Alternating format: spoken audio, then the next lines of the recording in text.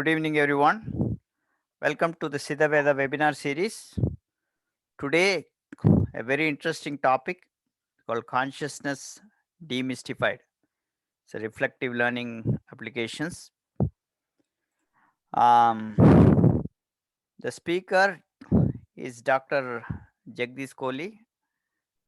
He's a very close associate for a long time. We have been connected, and he's one very unique personality. Everybody will enjoy his talk. You'll know that in a bit. So Dr. Jagdish Kohli was earned his PhD degree in uh, from IIT Roorkee. So in the year 1976, he held faculty positions in several educational institutes, including Punjab University, India, New York University, Golden Gate University, San Francisco, etc. He has facilitated several national and international very conferences. He has traveled to India with the government. We did a lot of work. We worked together. He was, helping us in our conferences. Many of the conferences we did together. We did workshops together.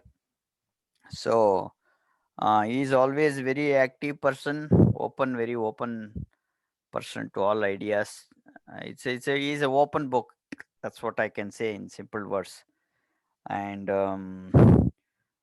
recently, he has facilitated the national international leadership conferences organized by the Indic Society of Indian Society for Indic Studies to elevate human consciousness. Many of his work has been looked into deeply now by the government, and he has done many proposals.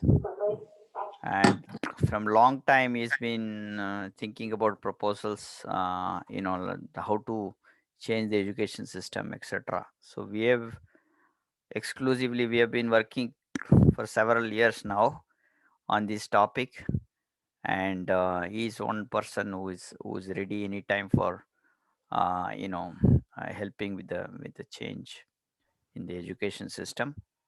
And today I request Dr. Kohli to I'll give you a little bit of sense for what is learning in general, and then Dr.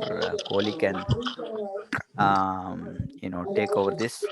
So let me mute some people here right now. Let me give me a second. uh, I'm going to mute Dr. Kohli also, and Dr. Kohli can unmute yourself. So rest of you are muted, so there is no noise here. So here is the thing. So in general, we talk about uh, learning, or what do you really learn. So you want to learn from books. You read books, or listen to video, or listen to talks, and that's how we have been observing through our sensory organs, mostly like a audio or a video based. So most of them, if you're seeing something, it is through your eyes. That's a visual, and then maybe you will use ears. But there are other things that you learn, such as by touching and feeling. These are also learning experiences. You're feeling something, and through sensory organs, and you touch, and that's a learning experience. Or you taste something, that's also an experience for you. These all are learning things. So they all come under what is called, generally, if you take knowledge as big K, under the big K knowledge, small K knowledge is a knowledge that comes from learning through books, learning through audio, all this through five sensory organs. This is one type of knowledge. So that is the small K. I'm talking about small K knowledge.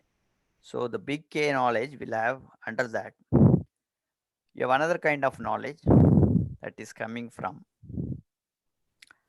intuition, or instinct, you can say. Instinct knowledge is like, see, you're walking on a road, and suddenly you're somebody is driving, there is a car coming, you will yourself will come away from the keep away from the car. So this is not only done by ourselves as humans, but it is done by any other animals. Even a chipmunk will do the same thing, right? So the third way, another type of learning is intuition. Intuition learning is, if something happens, say your family member, something close member in your family, your grandparent or your parent, something happens in India, and right, and you're going to sense this, right? I was able to sense when my grandmother died. I was able to see her actually from here when she died that time. So you feel some kind of a sensation, you break something, something happens, and then you don't know why you broke that, and then you try to connect like, oh, something is wrong today. And then you're able to connect, and then you see that, oh, this is the reason something is happening back in India to my family, and I can sense this. Today was a bad day. So these things are not, uh, you know, it is truth. You don't need any evidence or that it is truth, right? So this kind of knowledge, we have, we already have this type of knowledge inside us, right? So another type of knowledge is, um, you call, uh, perspicacity. Perspicacity is like, it is called Thirigalanyanam, or uh, Thirigalanyanam is three arrows of time. That kind of a knowledge. You know the past, you know the present, past experience, present circumstances, future consequences. Knowing that, you're making quick decisions, very timely, very timely decisions, and the timely decisions will be the right decisions. So this Thirigala Jnana gets when you are start to continue to observe your mind, you become a yogi. That kind of people, they will have Thirigala Jnana experiences. That's another type dimension of knowledge. These are the four types of knowledge we are generally talking about as knowledge, but mainly talking about in the West. We see the knowledge means learning through, somebody wrote that, you write and you copy and you do all kind of things, and then you create another thing that only is existing. So if you're training a doctor or engineer, you'll do the same way, robotic way, same thing you do, and then you will do something with that permutation and combination effect. So there is no innovation happening. What's real innovation? Innovation is not like you're finding, oh, they find something on top of it. They find, I made a car, Tesla car, and this is innovation. See, this is not a innovative thing really. I mean, that could be materialistic innovations, but there are, this is like, just not an innovative knowledge that came from you. It's a developed from something else. What's an innovative knowledge? Innovative knowledge is directly getting access from the book of consciousness. So, getting access from the book of consciousness is, it doesn't happen through any effort. Effortlessly, this will happen. So, here is what we're going to get into this a little deeper, right? And why this is important. So, that's why we are not the boss, and you allow people to learn by themselves through their own experience, their own process, right? Instead of we giving them, this is the way. That's why you see all organizations, all religions, what they do. You think this way, you do this, these are the rules. So they impose on you rules, and therefore that knowledge will be not helpful to you. Because whenever you impose, you don't have freedom. When you don't have freedom, you cannot get the ultimate consciousness, right? So you have to be out of everything to get into that conscious level. So therefore, this accessing this fundamental knowledge is very important, and that's why satsang of this is important. So today, Dr. Kohli will be deeply going into that kind of knowledge, and he has very good experience. He's deep into that kind of knowledge. So you will enjoy his talk. So I request in between you, if you have any questions, you can raise your hands. But end you will have questions. So we'll give at least half hour, and then you can do interactive session after that. So let me give it to Dr. Kohli now. Dr. Kohli, it's your table now.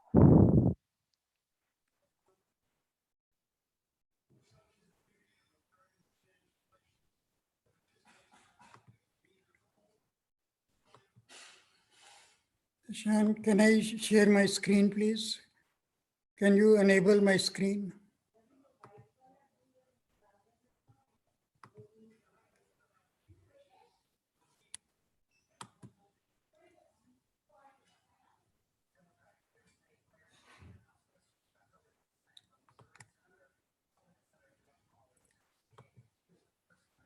Yeah, give me a minute. I'll open my PowerPoint.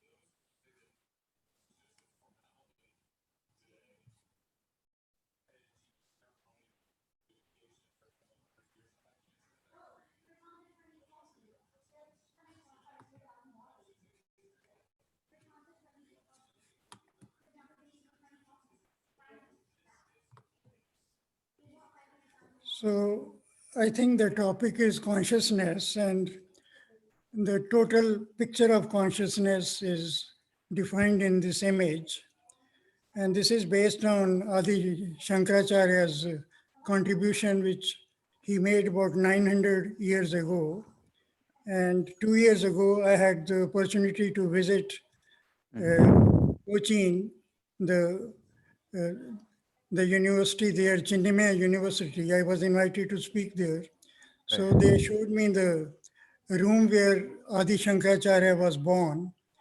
So Sorry, there, Dr. Kohli, are yes, you sharing? It's not seen it's yet. not come.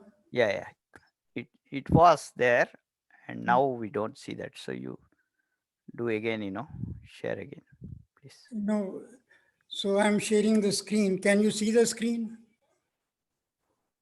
or no? Sean, can you see the screen or no? Can people see the screen?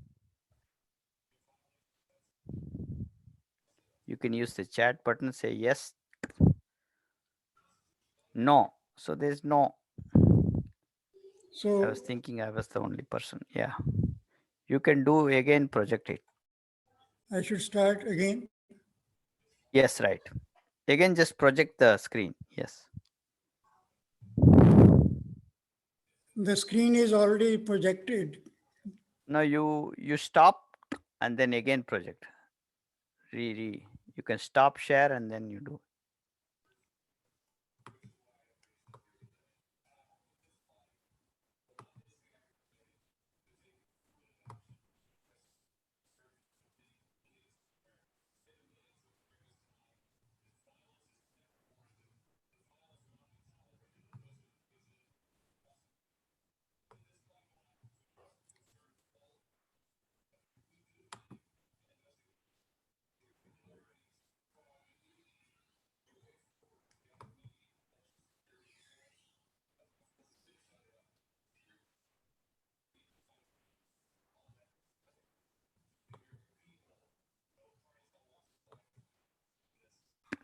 Okay, that's good.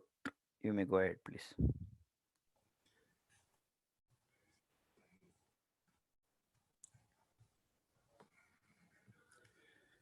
So we are talking about consciousness, and the consciousness picture is shown here. That I think this is basic Vedanta knowledge, and this tells us the holistic oneness view of life, that everything in the universe is only consciousness.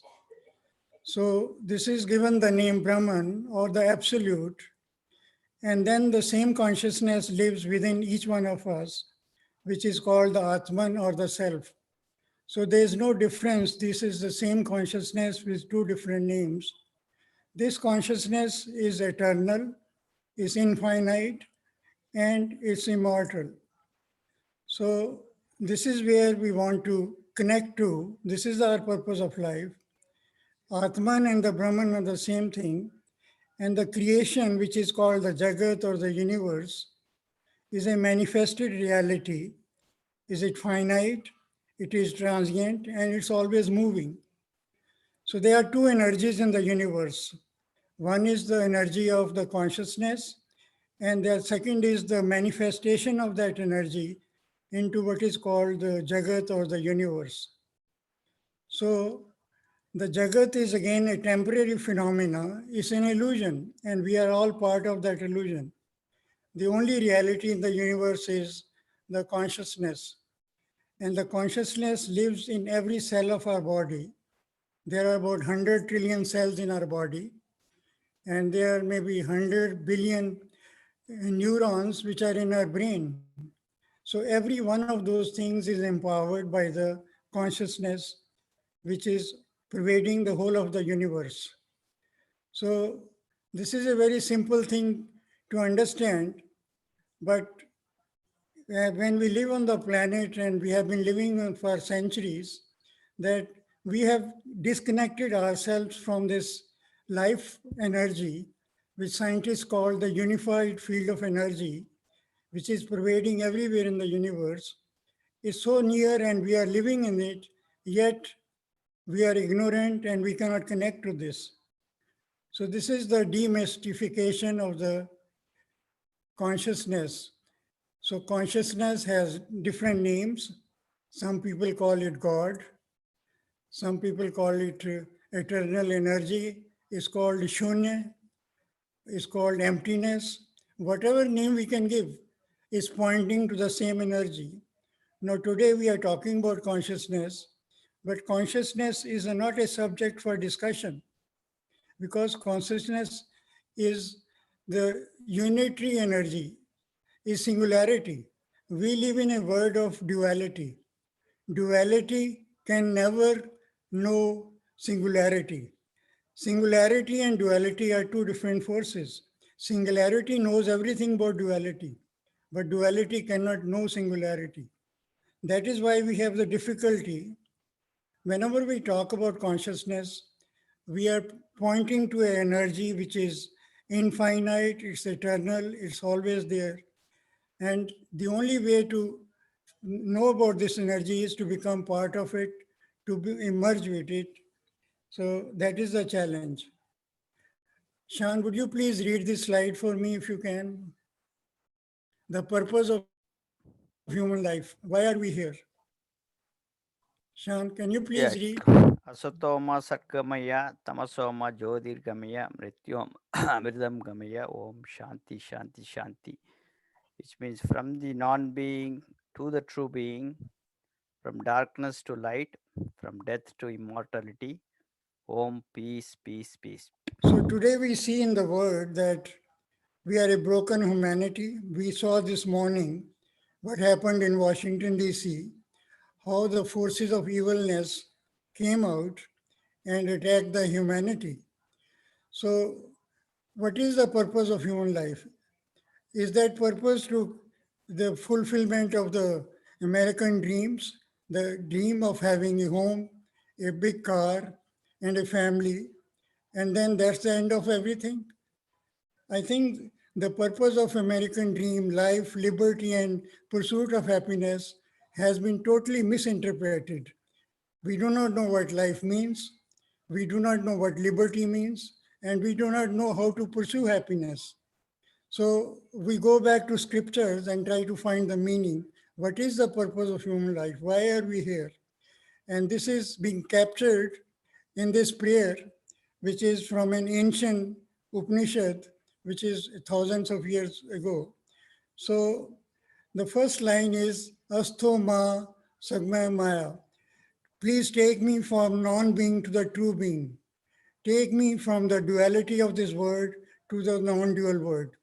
Take me from the materialism to the spiritualism to the consciousness, which is everlasting. So, this basically says that this is our purpose of life, that we have come here, experience the world, enjoy the beauty of this creation, and then we drop everything and try to search for the truth of life. So we are living in the world of non-being.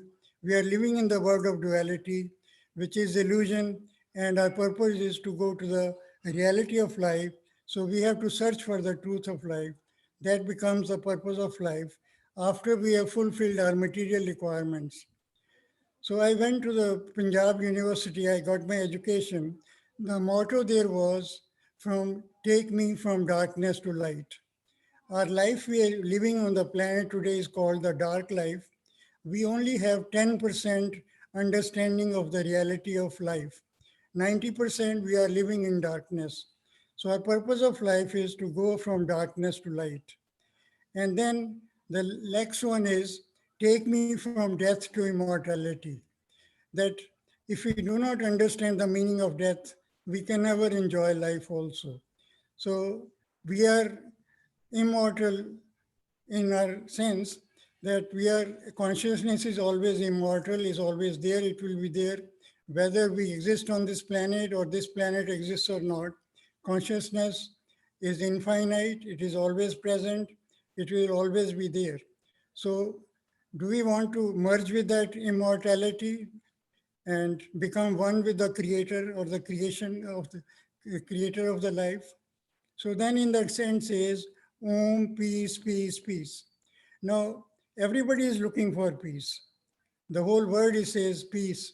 Yet we don't know what is the meaning of peace and how to do it. Now Om is the way to do peace. Om is one of the mantra. If we keep this mantra behind us and then chant this mantra in the background, because this Om is always present, is a primordial sound which was created at the time of creation. It exists in all over in the universe. It exists in our heart, it exists in our mind. And when our mind is quiet and peaceful, we can hear this sound of Om also.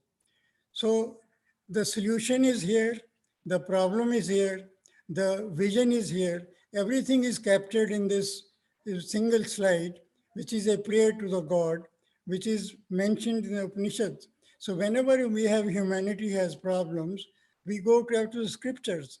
We go back to the saints and see what is the path for us in this world and why we are present here and what is our responsibility. Because this life is a gift from nature. So at the same time, it has a big responsibility because we have to take care of the nature, nurture the nature, and also preserve the nature. By living a life of ignorance, we are destroying our planet and we are doing things which are so harmful for this generation and the coming generation. Now, there's a society in America, American Institute of Vedic Studies.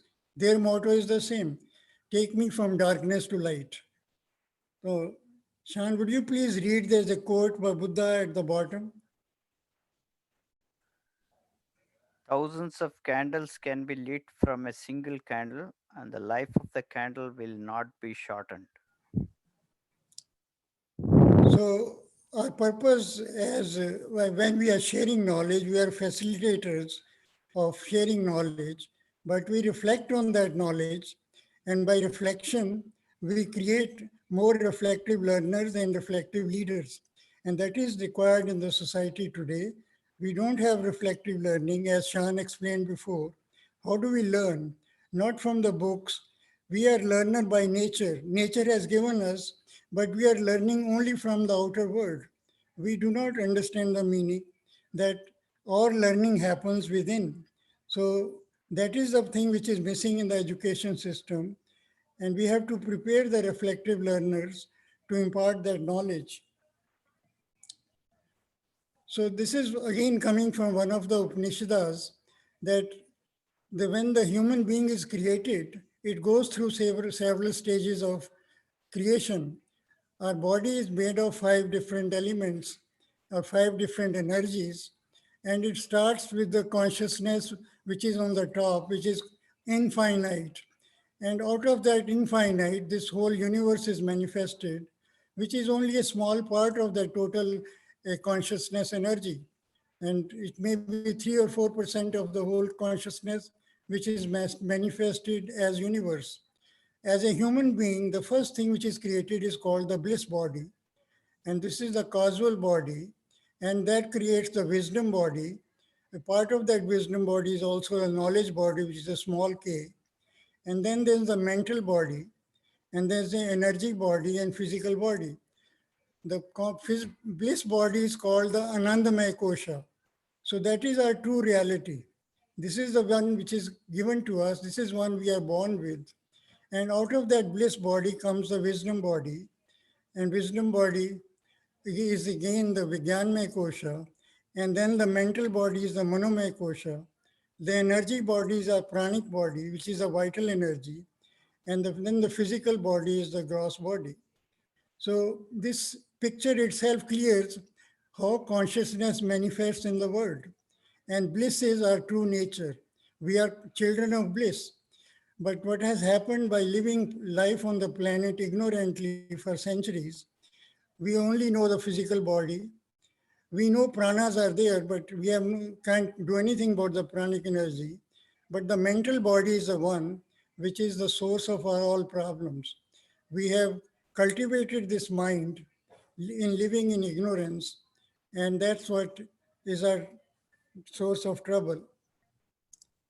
So again, coming back to, there are two energies. One is the gross energy, and everything in the creation is made out of five elements: earth, water, fire, air, and space. So there's the five element meditation.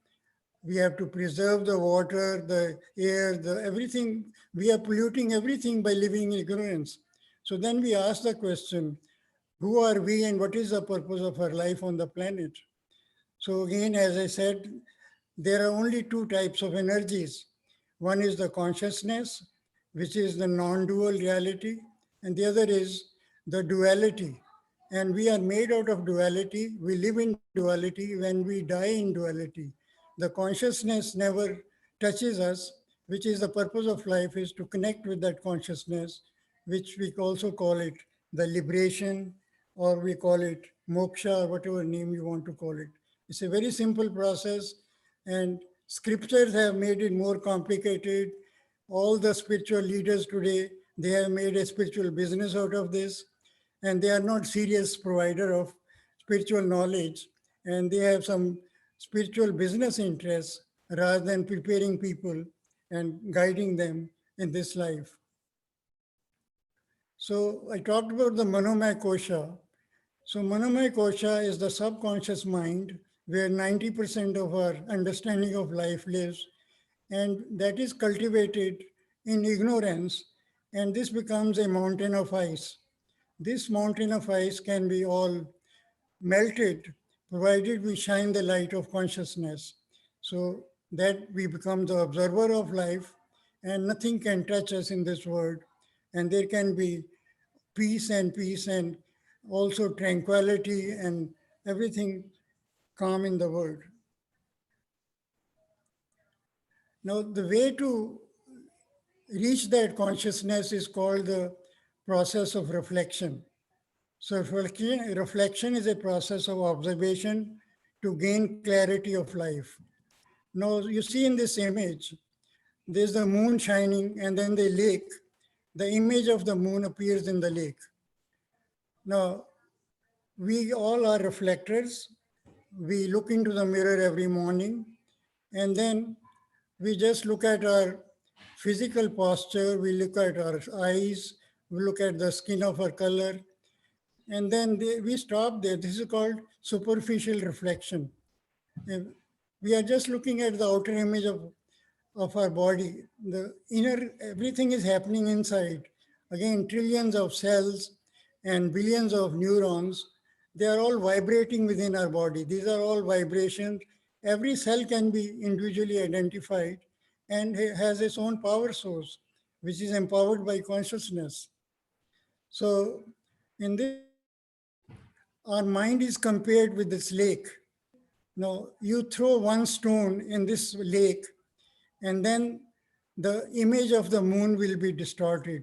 You throw two stones, three stones, and then the moon will be totally disintegrated and the image will disappear.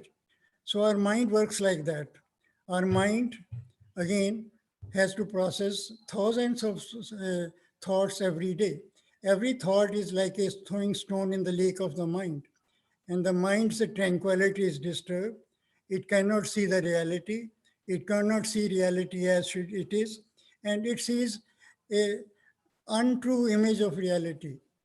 The clarity never touches us. So whenever we are doing any task, we have so many other thoughts in the background that we even miss the reality of anything. Even looking at a flower, we cannot even look at a flower, and then the mind gets distracted because there's so much noise in the mind. So reflection is a process which we can use. Is a very simple process. Just by observing our thoughts, just by calming our mind, by observing our breath, because the mind is always thinking. That's the job of the mind. But the breath is the link between the mind and the body. But if we control our breathing through meditation, we can also calm our mind. So there are so many ways to reflect, and Shan is an expert in guiding people how to do reflective practices. So I think at this point, we would open it for questions, answers, and I will stop the screen share. So you have the opportunity to share your, give comments or ask your questions. Shan, do you want to ask the first question? So let's see. So the question, uh, this is this question can be very useful to everyone.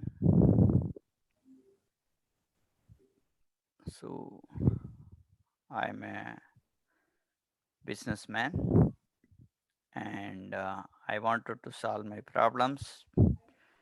I have a lot of commitments. I have to pay the rent. I mean, all the debts and everything. And you are talking about consciousness right now. And how is this going to be useful to me? Because already I have my own problems, right? How will this help me?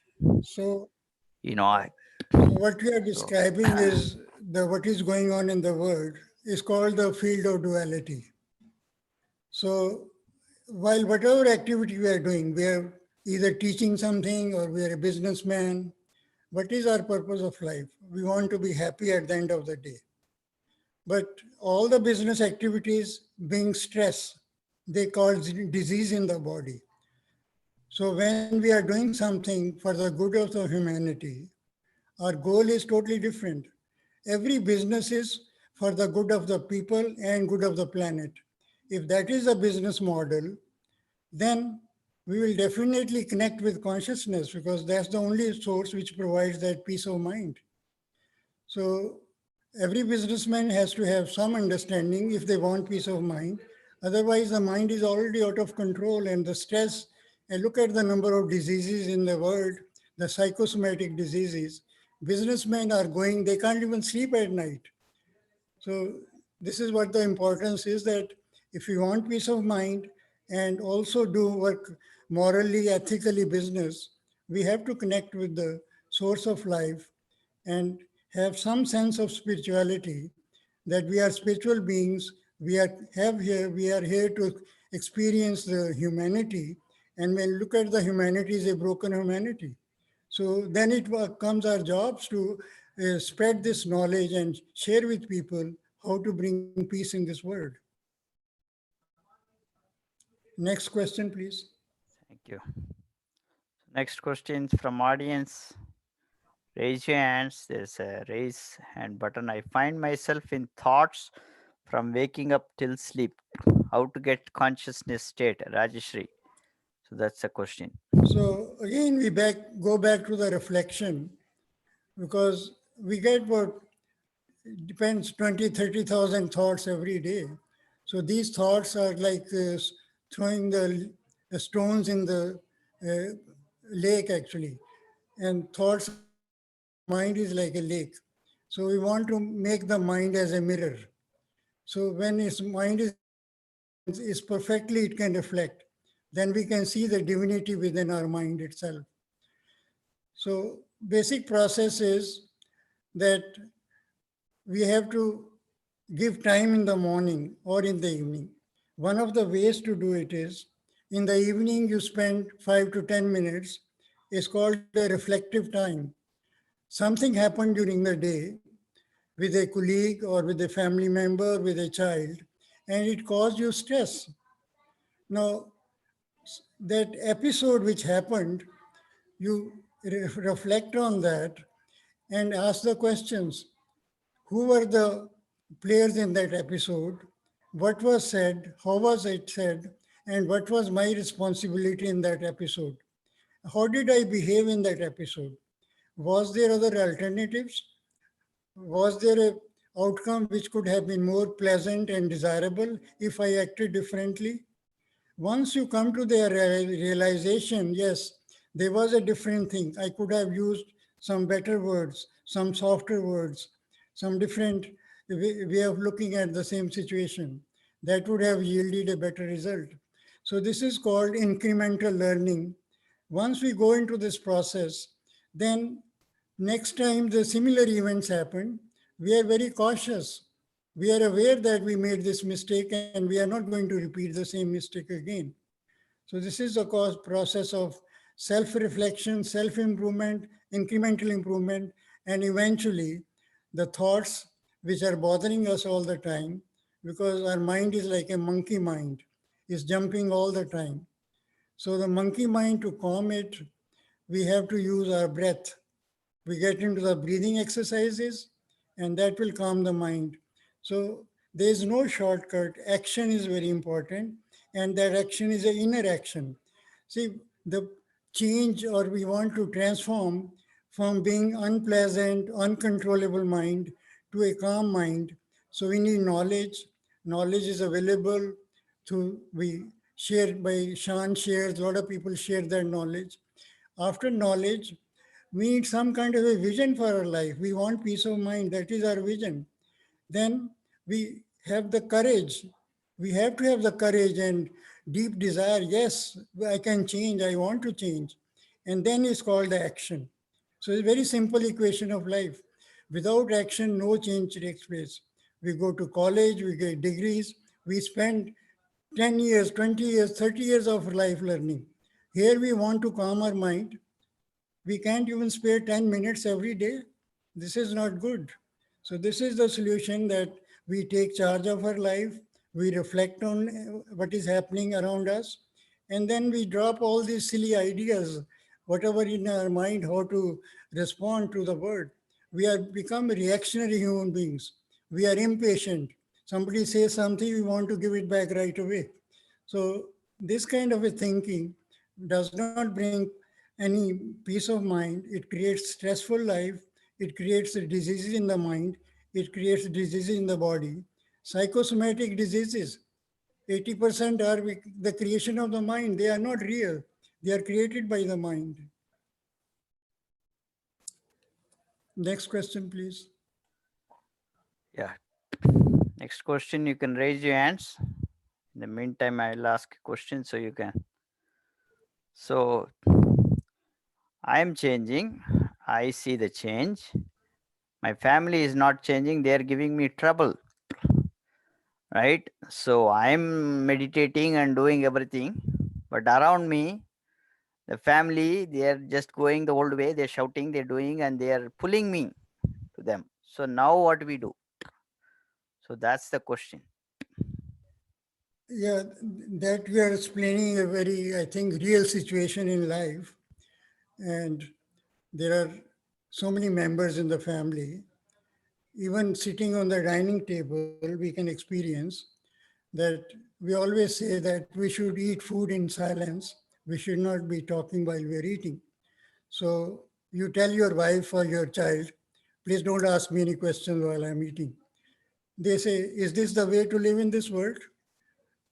How can you say that we should not talk? We are going to talk. In one of the conferences, I talked about happiness.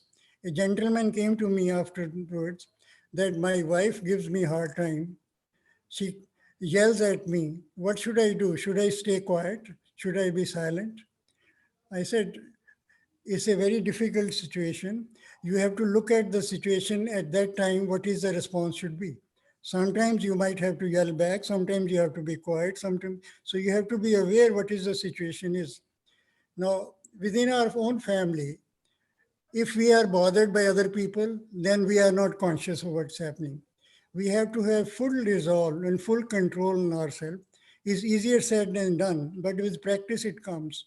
If we have total love in our life, and then we learn to ignore what other people are saying, whatever we'll say, and the way we will put our picture in the family, the way we will behave, that automatically will affect other people. It will take time, but if we continuously be are calm and quiet and we are not reactionary, but we respond with kindness, with love. If we are displaying and distributing love in the family, eventually it's going to touch other people and you will see some change. So this is the only way. If we are disturbed by them, then we are sending a message of disturbance. And that's not going to, it's going to be a chain of action and reactions, which is going to create more chaos in the family. Love is the answer. Thank you, Dr. Kohli. So you have many questions now. How does one heal with psychosomatic issues? Same thing which I answered before, that reflection. That's the only way we can do it. That when a stressful situation happens, we reflect on that. And once we reflect on that, we find that we are stupid in the way we have been behaving and we correct ourselves. Okay, so that's already you answered, I think, for the other question. We live in a action reaction world. Any reaction maybe not not may not be ideal. So do we go into non-reacting mode? No, it's called responding, not reacting.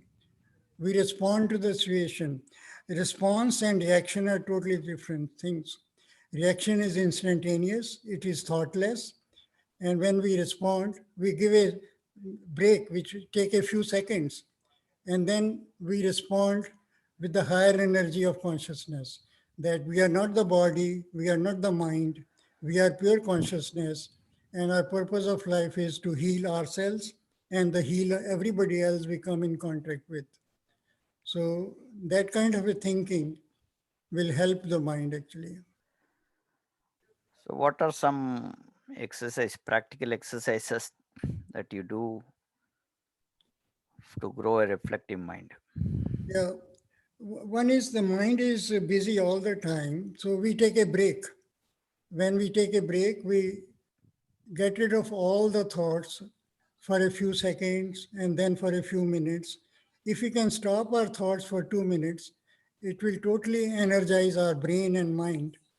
And our capacity to work in the world will grow maybe 10 times. If we spend 10 minutes, we'll get 100 more minutes of efficiency in our mind actually. So there are simple exercises. One is called living in the moment, that no past, no future, we are connected with the moment. Look at the sky and the clouds are coming and you start watching the clouds. The clouds are moving and you watch that movie. This is called movie watching, minute by minute, moment by moment, what's happening. So life, all reality is in the present time. The past and the future are the creations of the ignorant mind. So if we live in the present moment, there are no worries, there's nothing can bother us. All our diseases can be cured just by living in the moment. It's called the meditation in the moment. And that is very important, especially for the education people, that then if you are learning something with any baggage of the past or any worry of the future, that learning is not going to be effective. All things happen in the present moment. When we have 100% concentration, I think that is the present moment. And that can be done in the classroom by a reflective learner, reflective teacher, reflective facilitator. But that practice is not there because we don't know how to impart that particular way of communication and particular of knowledge. But I think these reflective practices, and one of our purpose as part of in the education field is to start preparing people as reflective facilitators so that this knowledge of can be spread all over in the education, global education system. Next question, please. How to stop going to the past? Some of the um, messages are you're directing to me. You can direct. You can choose like everyone and then do the chat. Otherwise it comes to me. And others may not be able to read. So how to stop going to past events or relate any present event and link to past event of some sort and just live in the present. I want to, but find myself not able to do it. Yeah, I think again, the way we have cultivated our mind, and this has been going on from generation after generation after generation. It looks like a blind people of one generation are creating the next generation of blind people. That look at a simple emotion like anger. Our parents got angry, our grandparents got angry, and they got angry, and still we get angry. And we don't know how to resolve this emotion of anger. It's a terrible situation in our life that what causes anger, what is this relationship with our thinking process, and why do we get angry? I mean, it's very simple questions, but we have to reflect on these things. Once we get angry, then we reflect on this in 5 minutes and see why did I get angry? What was the thought behind the angry? What was I trying to achieve that somebody interfered and made me angry? And what was could have I done better not to get angry? See, when we get angry, it's a source of disease in the body because that is how stress is created. That is how our cells in the body, they don't work properly the way the nature designed them to work. That is why our immune system goes down. Look at the current pandemic in the society. We are so undisciplined that half of the people don't even want to wear the mask. This is very tragic situation. We are ignoring the science. So, I mean, even some of the basic things, the way we have phrased the things in the society, we say the sun rises in the east and sets in the west. Neither the sun rises nor it sets. Sun is at the same place. But we have made it so simple that people have started believing that sun rises in the east and sets in the west. This is called ignorant learning. And everybody accepts this. They think this is the reality. If you keep lying and lying and lying, people start believing the reality. And that is why the suffering comes. Because the more unreal things we look at, we become unreal ourselves. So I don't know, this is a little bit off the track, but I think No, this no, is the way it I is. think you're right on the track. Right on the track. That's a very important subject because today people believe in, like, see, we have developed many theories. For example, in the scientific theories also, modern scientific theories, many of them are based on assumptions. They made some assumptions and they stay on top of the assumptions and made believe by repeating. They made people believe that that's the truth. And therefore, see, we lost everything. For example, Pluto. right? Pluto is no more a planet right now. So this was referred long time back. There is no, only 9 planets. See, the eventually the truth will come. The ancient knowledge already talked about, there is nothing called Pluto and also. These are the solar system. They talk about Ragu Ketu, which is a different black hole line. So now people come with a different knowledge, right? Whether this knowledge, what is truth? So the truth is whether that knowledge is the truth or this knowledge is the truth. The truth is not in the knowledge, basically, right, Dr. Kohli? So the truth is neither of this. So whether there is a true knowledge or a wrong knowledge, right? Because truth is not in knowledge. Truth is coming out of knowledge, and that's going to be the challenge because we are always thinking that answer should be in the form of knowledge, and we are never going to be satisfied because one knowledge will beat another knowledge.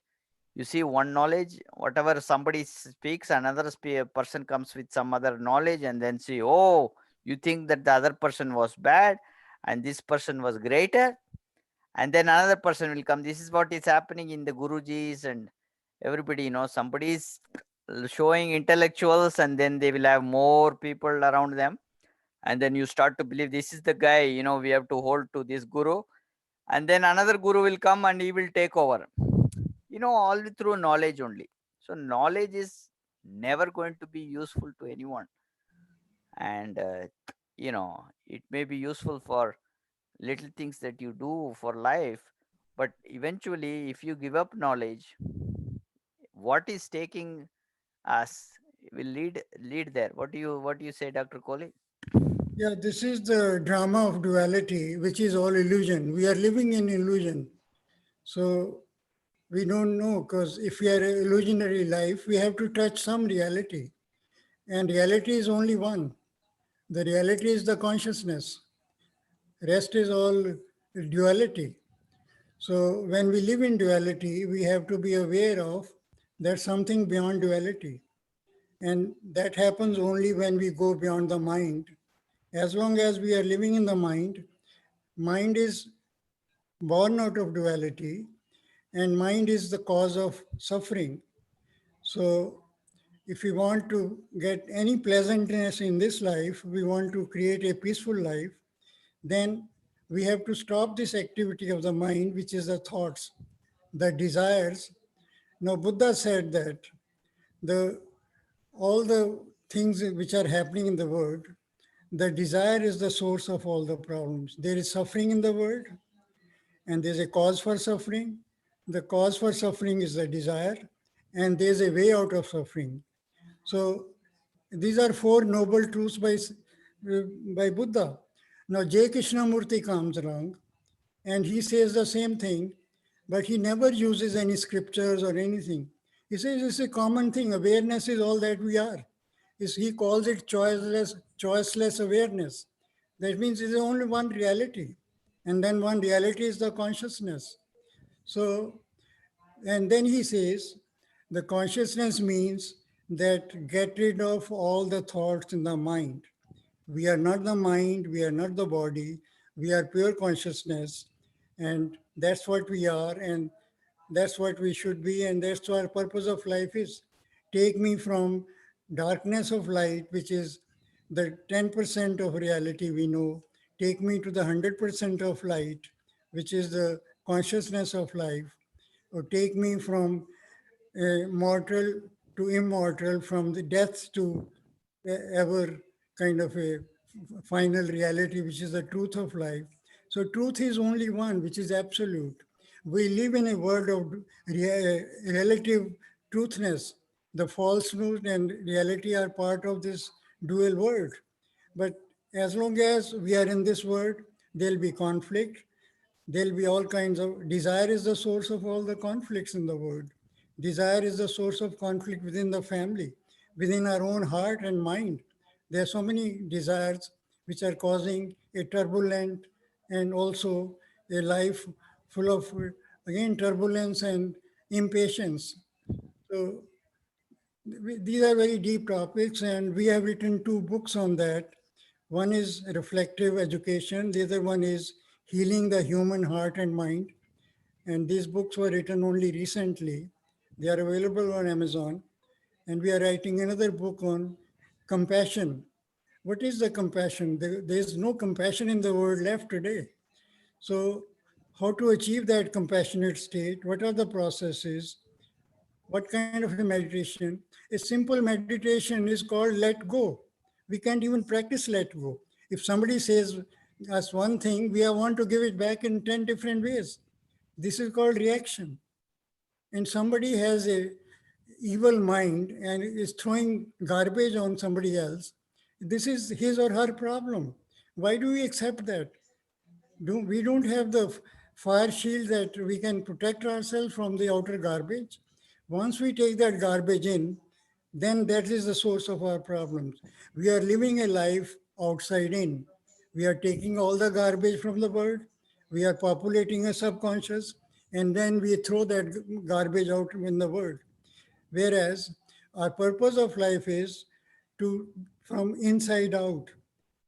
Swami Vivekananda said that the perfection, the education is the perfection already existing in the man. And that perfection is the one we have to reflect in the world. We have to give it back to the world. And this is called spirituality. And this is the real meaning of life, that we awaken ourselves and then we share our awakening in the world, bring our peace within ourselves. Then only we can talk about peace and share in the world. We have organizations, United Nations, they are trying to control the spread the peace in the world. When there is no peace in the mind, there will be no peace in the world. So that is why we are going through this time period where yoga and meditation are becoming important. But again, the physical yoga is not the purpose of life. Yoga is the union, is a union with the consciousness, union with everything. Everything is one. It's a one energy, which is being reflected in this world in different forms. So that's what we have to think about it. That's what we have to reflect on. I mean, it's a personal investment. I mean, if we don't invest time, we don't take action, we have no desire to make our life better, then the life will go on as usual, and suffering is part of that life. There's no shortcut to life. Inner action is very important. Taking time to reflect is very important. Without that, it's very hard to achieve any peace.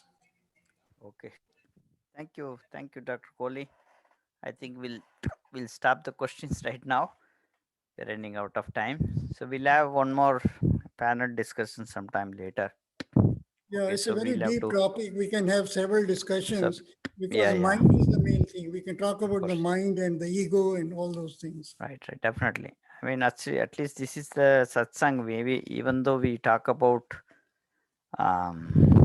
living in the consciousness, we may need this knowledge. It's not that knowledge is not needed at all, but in order to communicate, we need knowledge. But that knowledge alone will not help. Dr. Kohli was rightly saying, knowledge alone, how much knowledge will you have? How much can help you? So if you don't put this into practice, none of the knowledge is a garbage, even if it's a good knowledge or bad knowledge. If you do not put into practice, you lose the memory of that knowledge very soon. Right? 2 3 days. See, if you're doing some yoga, you're learning something, some pranayama yoga, immediately you put into action, then it stays with you. But if you forget, okay, I will do after 1 month, then the memory will just completely go away. And again, you have to learn something like that in order to implement it. That's why good things, good actions, immediate, instantaneously, do not have to delay at all.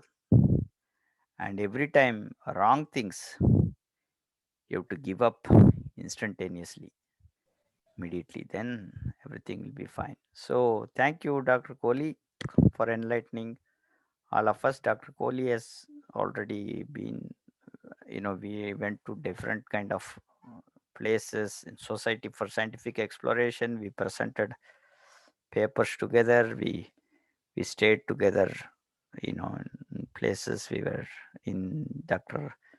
Gupta ji's place. We were discussing whole night, on different theories, how to change the world, how to change the government, what we can do through, several things we were discussing a long time. So it's very enlightening. And whenever I go to California, I visit their place. So it's a wonderful experience having him back again. So you can he's always open minded, so you can reach him. I can share the email IDs. uh, the I just wanted to just give an announcement.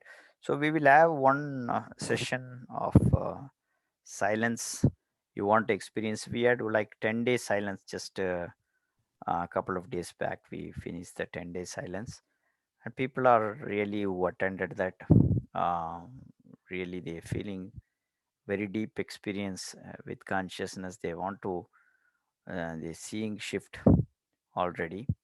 So we want to have this continuous reflective knowledge on sessions.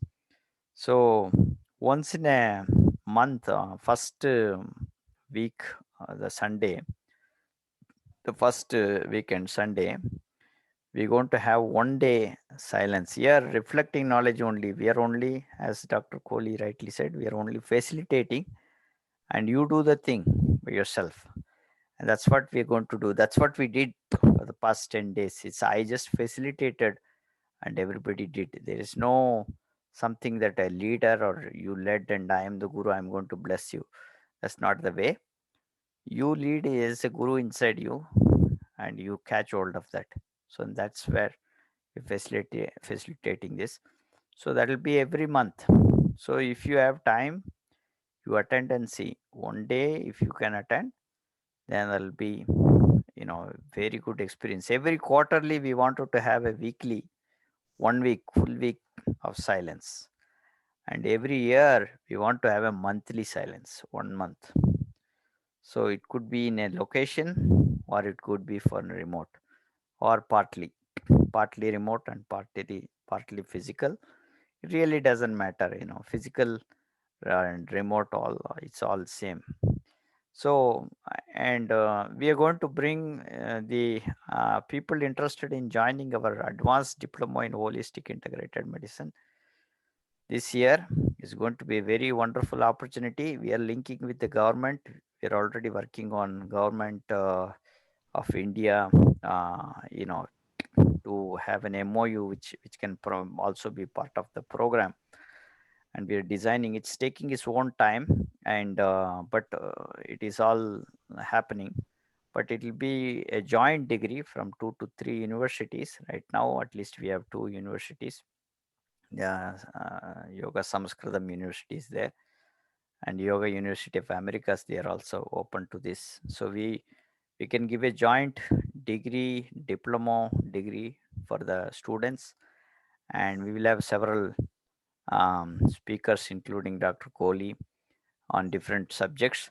So one of the subjects recently we are opening will be on Siddha knowledge, different kind of system based, different system cardio. All mostly it is on the medical aspect, because this is advanced diploma in holistic integrated medicine for people who want to practice integrated medicine. This is a very good opportunity to learn.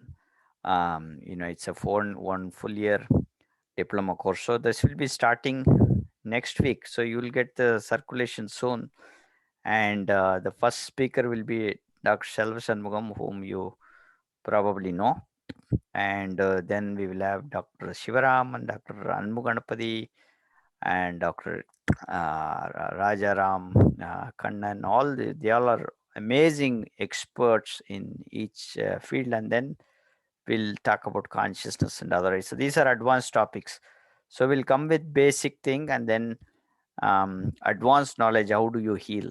That kind of knowledge will also be taught. So that's going to be a really complete program. So if you're interested, you can independently take that particular course also, or you can take the whole integrated medicine. So we'll share the flyer soon. So keep an eye on the flyer. So sometimes we don't have all the groups, we may not be sharing. So you better become a member of the Siddhaveda consciousness, Siddhaveda community group in the WhatsApp. There are several groups.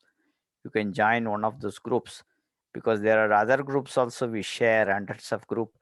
But not every group notices this. So one or two people who notice, they come, and then after that you will not get those messages. Sometimes we miss other groups. So better join this group. Okay. So thank you all. Next week we'll have a different speaker, but we thank Dr. Kohli for this wonderful, for his time and Thank wonderful you. speech. Thank you, Sean, for this opportunity, and we'll be in touch. Okay, thank you. Okay, bye bye. Bye bye. Thank you all.